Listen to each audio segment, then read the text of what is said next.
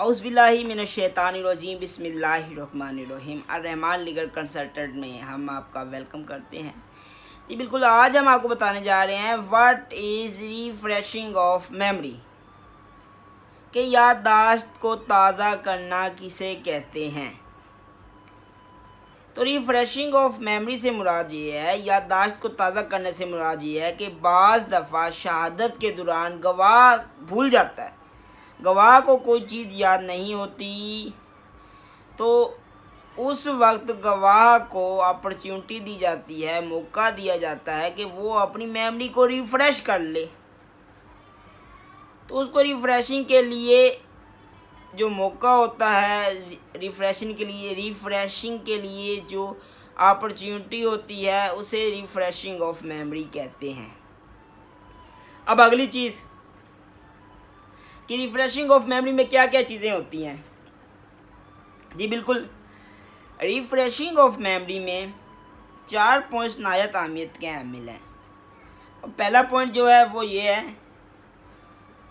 कि refreshing the memory with the writing which is made by witness, कि बाज़ दफ़ा इस तरह होता है कि गवाह ने कोई तहरीर आज खुद लिखी होती है, तो गवाह को अपॉर्चुनिटी दी जाती है कि जो तहरीर उसने आज खुद लिखी है, वो क्योंकि उसे समझता है, उसने खुद लिखी है, वो उस तहरीर के मुतालिक जानता है, वो उसे पहले एक दफ़ा फिर रिफ़्रेश कर ले और भी शहादत आके दे।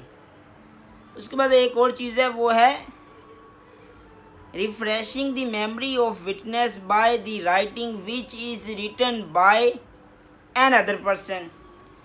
बाद दफ़ा इस तरह होता है कि कोई तहरीर किसी दूसरे शख्स ने लिखी होती है, लेकिन जो विटनेस है उसने उस तहरीर को पढ़ा होता है, तो कबल वक्त उसने क्योंकि उस तहरीर को पढ़ा होता है और उसे उस तहरीर के मुतालिक पता होता है, इसलिए उसे अपॉर्चुनिटी दी जाती है कि वो इस तहरीर को पढ़कर अपनी जो याददाश्त है उसे रिफ़्रेश कर ले।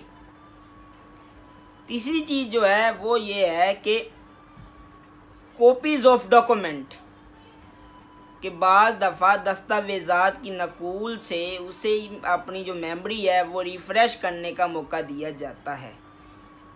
और एट लास्ट जो फोर्थ पॉइंट हमारे पास है वो ये है कि बाद दफ़ा गवाह को याद नहीं रहता कि उसने क्या चीज़ लिखी थी, कब लिखी गई थी, और किस चीज़ को उसने पढ़ा था।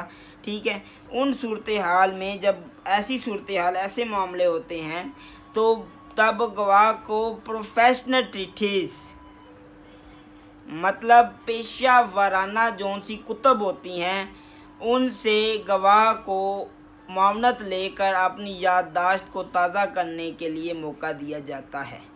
जी बहुत शुक्रिया।